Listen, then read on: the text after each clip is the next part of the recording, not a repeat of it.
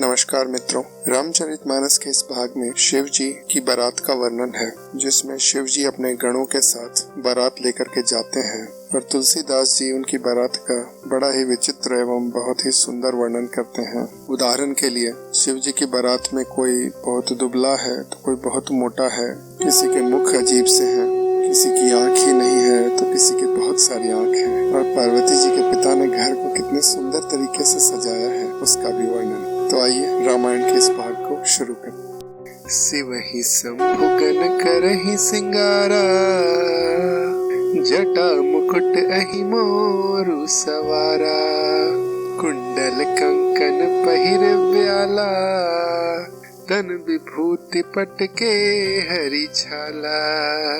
शिव जी के गण शिव जी का श्रृंगार करने लगे। जटाओं का मुकुट बनाकर उस पे सांपों का मोर सजाया गया। शिव जी ने सांपों के ही कुंडल और कंगन पहने, शरीर पर विभूति रमाई और वस्त्र की जगह बाघांबर लपेट लिया। शशि ललाट सुंदर सिर गंगा, नयन नीति उपबीत भुजंगा, गरल कंठ और नर सिर माला, असिव बेख शिव धाम कृपाला।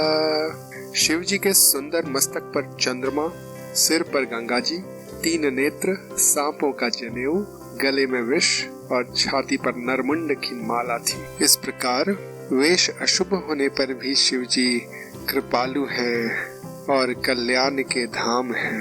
कर त्रिशूल अरु डमरु बिराजा, चले बसह चढ़ी बाज ही बाजा, देखी शिवहि सुर त्रिय मुस्काही, बर लायक दुल्हन जग नाही। एक हाथ में त्रिशूल, दूसरे हाथ में डमरू सुशोभित है। शिव जी बैल पर चढ़कर चले, बाजे बज रहे हैं। शिव जी को देखकर देवांगनाएं मुस्का रही हैं और कहती हैं कि इस वर के योग्य दुल्हन संसार में नहीं मिलेगी। विष्णु बिरंची आदि सुर ब्राता, चढ़ी चढ़ी वाहन चले बराता, सुर समाज सब भांति अनुपा, नहीं बरात दुल्हा अनुरूपा। विष्णु और ब्रह्मा आदि देवताओं के समूह अपने अपने वाहनों पर चढ़कर बारात में चले। देवताओं का समाज सब प्रकार से अनुपम परम सुंदर था, पर दूल्हे के योग्य बारात न थी। विष्णु कहा अस बिहसी तब, बोली सकल दिसिराज, बिलग बिलग होई चलहु सब, निज निज सहित समाज। तब भगवान विष्णु ने सब दिक्पालों को बुलाया और हंसकर ऐसा कहा, सब लोग अपने अपने दल समेत अलग अलग होकर चलिए।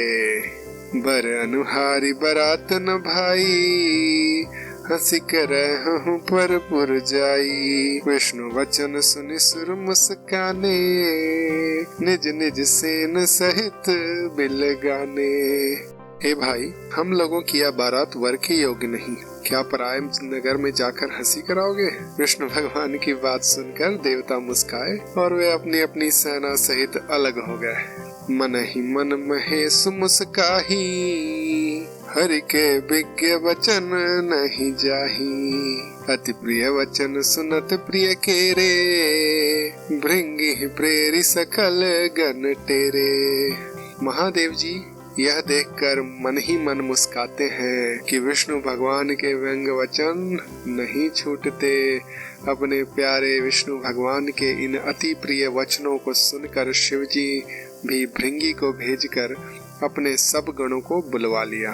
शिव अनुशासन सुनि सब आए, प्रभु पद जलज शीस तिन्ह नाये। नाना बाहन नाना बेखा, बेहस शिव समाज निज देखा। शिव जी की आज्ञा सुनते ही सब चले आए और उन्होंने स्वामी के चरण कमलों में सिर नवाया। तरह तरह की सवारियां और तरह तरह के वेश वाले अपने समाज को देखकर शिव जी हंसे। को मुखहीन विपुल मुख काहू, बिनु पद कर को बहु पद बाहू। विपुल नयन को नयन बिहीना, हृष्ट पुष्ट को अति तन खीना। शिव जी की बारात का क्या सुंदर वर्णन है।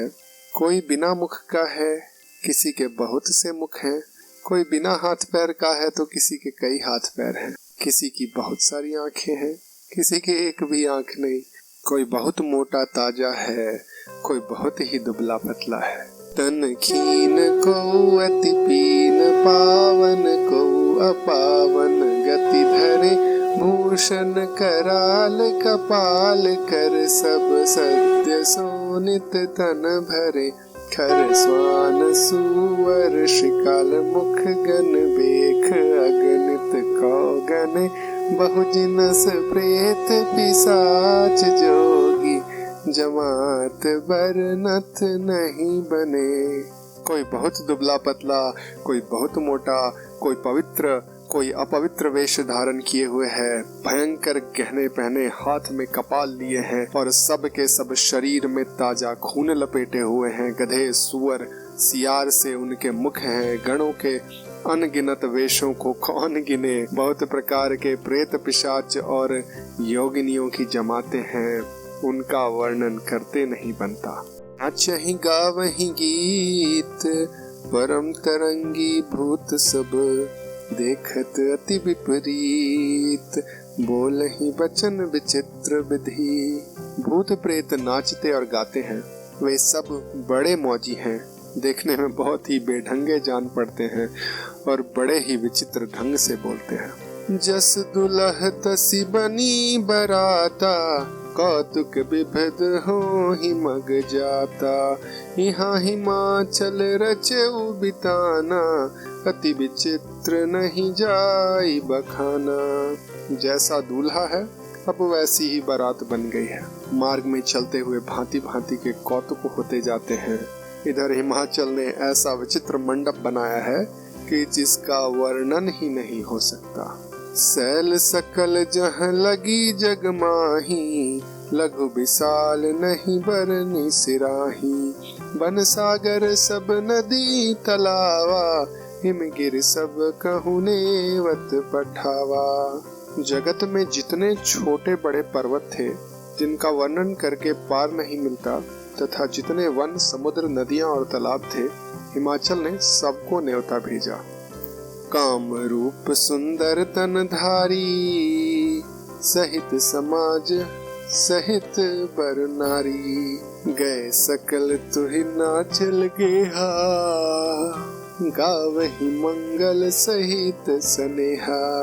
वे सब अपने इच्छा अनुसार रूप धारण करके, सुंदर शरीर धारण कर सुंदर स्त्रियों और समाजों के साथ हिमाचल के घर चले।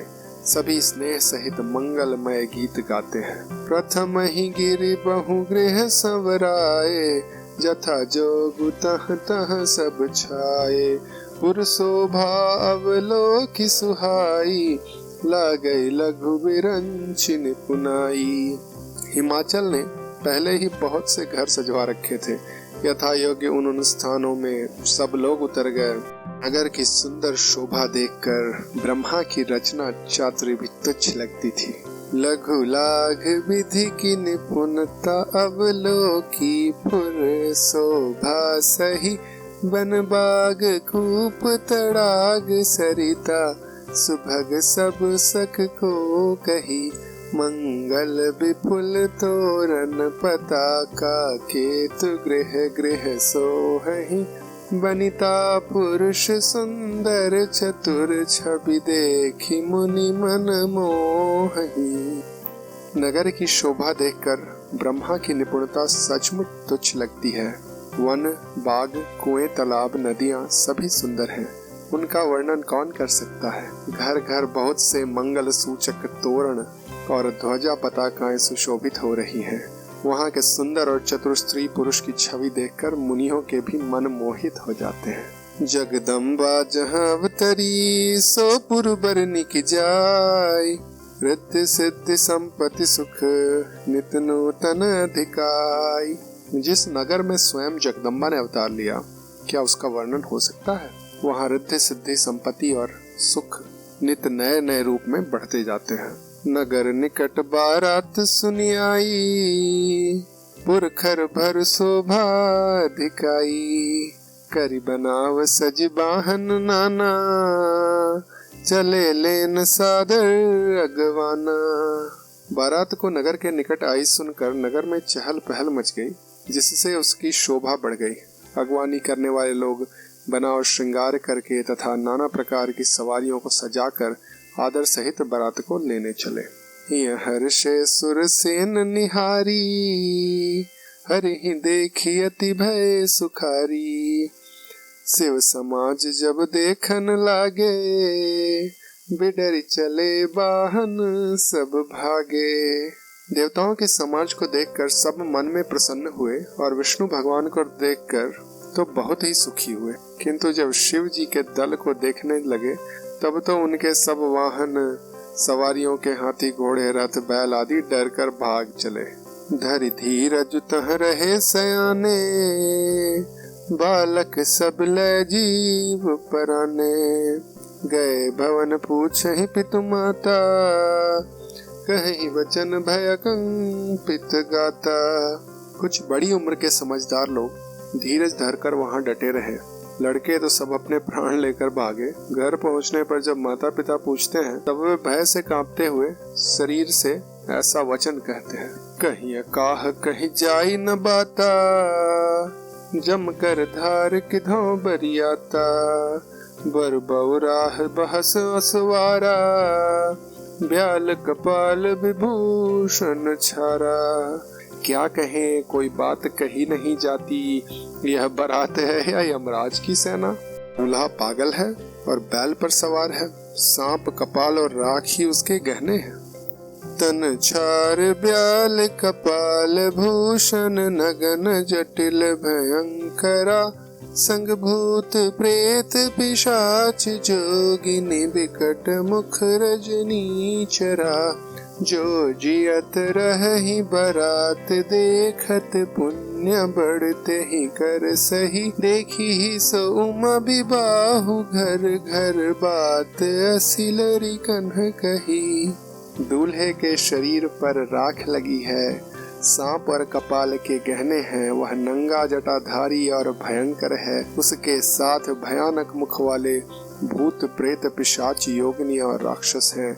जो बारात को देखकर जीता बचेगा, सचमुच ही उसके बड़े पुण्य हैं और वही पार्वती का विवाह देखेगा। लड़कों ने घर घर यही बात कही। समुझ महेश समाज सब, जननी जनक मुस्काही। बाल बुझाए विविध विधि, निडर हो डरु नाही। शिव जी का समाज समझकर सब लड़कों के माता पिता मुस्काते हैं।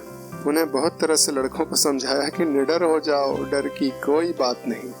दोस्तों, कलयुग में राम नाम बोलने या सुनने से ही असीम आनंद की प्राप्ति होती है और सारे रोग दोष दूर हो जाते हैं। इस व्यस्त जीवन में आप रोज एक एपिसोड सुन ले 10 मिनट का रामायण का, तो आपका जीवन सुंदर हो जाएगा। इतनी सीख भरी है इस महाकाव्य में। तो बोलिए सियापति रामचंद्र की जय, पवन सुत हनुमान की जय, उमापति महादेव की जय।